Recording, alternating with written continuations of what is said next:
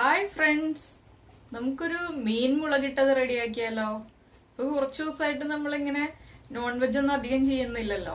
ഇപ്പൊ വെജും ഷെയ്ക്സും അങ്ങനെ സ്മൂത്തീസും എല്ലാമായിട്ട് നമ്മുടെ സമ്മർ സ്പെഷ്യലായിട്ട് പോയിക്കൊണ്ടിരിക്കുകയാണല്ലോ.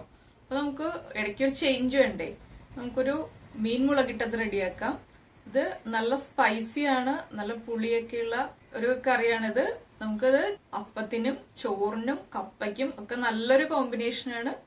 ഇത് നമുക്ക് ഏത് ഫിഷ് യൂസ് ചെയ്തിട്ടും ചെയ്യാം. നമുക്ക് അവൈലബിൾ ആവുന്ന ഏത് ഫിഷ് യൂസ് ചെയ്തിട്ടും ചെയ്യാം. ചെറിയ ഫിഷ്, നമ്മുടെ കൊഴുവ പോലെയുള്ള ചെറിയ മീനുകൾ യൂസ് ചെയ്യാതെ അതിലും കുറച്ചും കൂടി വലിയ മീനുകൾ യൂസ് ചെയ്തിട്ട് ചെയ്യുന്നതായിരിക്കും നല്ലത്.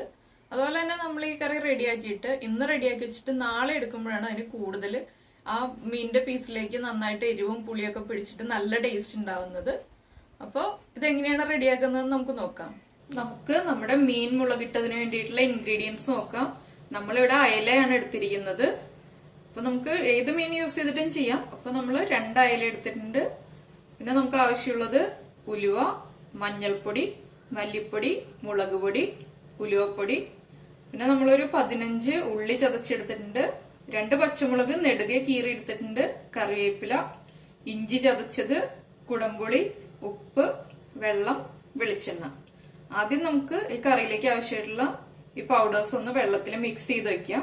നമ്മളൊരു ബൗൾ എടുത്തിട്ടുണ്ട്. നമുക്ക് ബൗളിലേക്ക് മല്ലിപ്പൊടി, മഞ്ഞൾപ്പൊടി, കാശ്മീരി ചില്ലി പൗഡർ ഇത്രയും ചേർത്തിട്ട് കുറച്ച് വെള്ളം ചേർത്ത് നന്നായിട്ട് മിക്സ് ചെയ്തെടുക്കാം.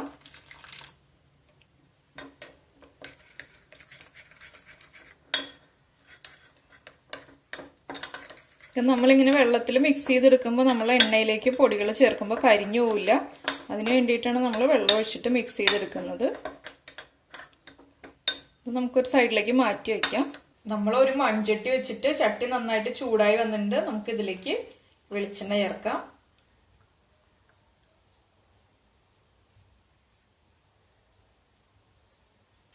വെളിച്ചെണ്ണ ചൂടായിട്ടുണ്ട്. നമുക്ക് കുറച്ച് ഉലുവ ചേർക്കാം. ഇതാ നമ്മുടെ ഉലുവ പൊട്ടിക്കഴിഞ്ഞിട്ട് നമുക്ക് ഇതിലേക്ക് ചതച്ച് വെച്ചിരിക്കുന്ന ഇഞ്ചി ചേർക്കാം.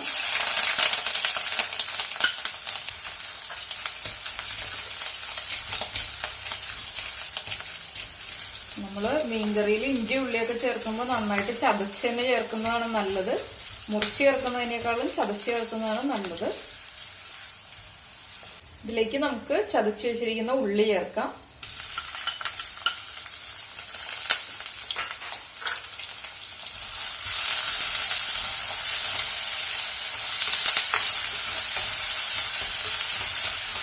നമുക്ക് ഉള്ളി പൊളിച്ചെടുക്കാൻ ബുദ്ധിമുട്ടാണെങ്കിൽ ഒരു ചെറിയ സവാള ചെറുതായിട്ട് മുറിച്ചിട്ട് ചേർക്കാം. അല്ലെങ്കിൽ ഉള്ളി ഒന്ന് ചതയ്ക്കാതെ ചെറുതായിട്ട് മുറിച്ചിട്ട് നമുക്ക് ആഡ് ചെയ്യാം.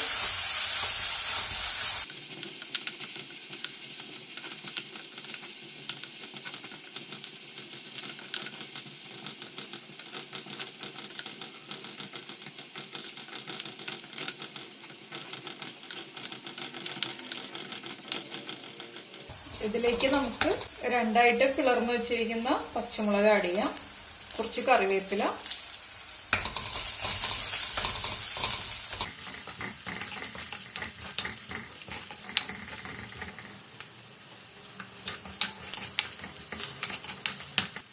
ഇതിലേക്ക് നമ്മൾ വെള്ളത്തിൽ മിക്സ് ചെയ്ത് വെച്ച പൗഡേഴ്സിന്റെ മിക്സ് ആഡ് ചെയ്യാം.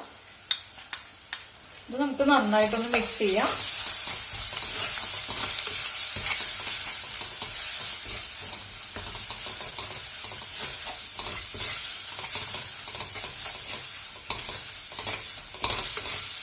നമ്മുടെ ഈ പൗഡേഴ്സിന്റെ ആ ഒരു റോ സ്മെല്ല് മാറിയിട്ട് നന്നായിട്ട് എണ്ണ തെളിഞ്ഞു വരണം. അതുവരെ നമ്മൾ മിക്സ് ചെയ്ത് കൊടുക്കുക.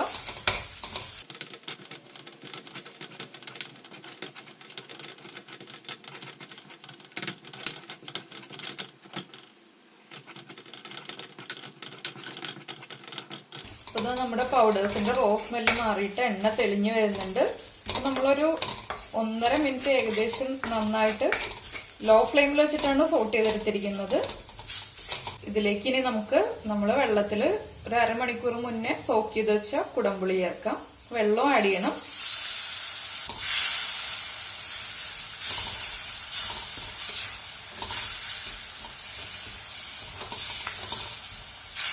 നമുക്ക് എരിവ് കുറവായിട്ട് തോന്നുകയാണെങ്കിൽ 2-3 പച്ചമുളകും കൂടി ആഡ് ചെയ്യാവുന്നതാണ്.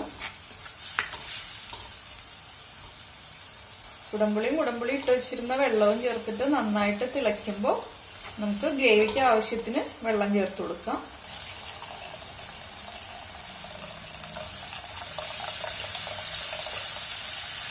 ഇതിലേക്ക് നമുക്ക് കറിക്ക് ആവശ്യമുള്ള ഉപ്പ് ചേർക്കാം. ഇതിനി നന്നായിട്ട് തിളച്ചു വരുന്നത് വരെ നമുക്ക് വെയിറ്റ് ചെയ്യാം. ഇപ്പൊ ഇതാ നമ്മുടെ കറി നന്നായിട്ട് തിളച്ചു തുടങ്ങിയിട്ടുണ്ട്. നമുക്ക് ഇതിലേക്ക് മീനിന്റെ പീസസ് ചേർക്കാം.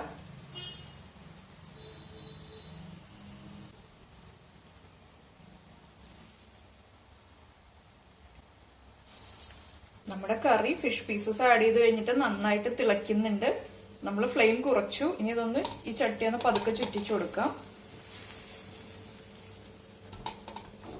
നമ്മള് കറിയിലേക്ക് മീൻ ആഡ് ചെയ്ത് കഴിഞ്ഞിട്ടുണ്ടെങ്കിൽ പിന്നെ നമ്മള് ഇളക്കരുത്. നമ്മൾ ഇതുപോലെ പതുക്കെ ചുറ്റിക്കാനേ പാടുള്ളൂ.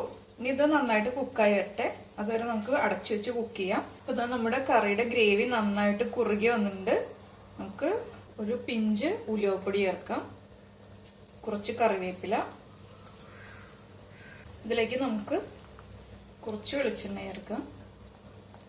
ഇനി നമുക്ക് ഫ്ലെയിം ഓഫ് ചെയ്യാം.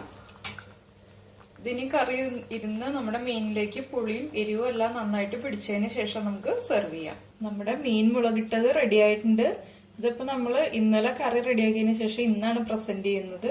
ഇപ്പൊ നമ്മള് തലേ ദിവസം കറി റെഡിയാക്കി വെച്ചിട്ട് അടുത്ത ദിവസം യൂസ് ചെയ്യണമെങ്കിൽ അതിൽ മീനിലേക്ക് നന്നായിട്ട് എരിവും പുളിയൊക്കെ പിടിച്ചിട്ടുണ്ടാവുള്ളൂ. അതുകൊണ്ടാണ് ഞാൻ ഇതിപ്പോ ഇന്ന് പ്രസന്റ് ചെയ്യുന്നത്. അപ്പൊ എല്ലാവരും മീൻകറിയൊക്കെ ഉണ്ടാക്കി കഴിക്കുക. കപ്പയുടെയും അപ്പത്തിന്റെ ഒക്കെ കൂടെ കഴിക്കുക.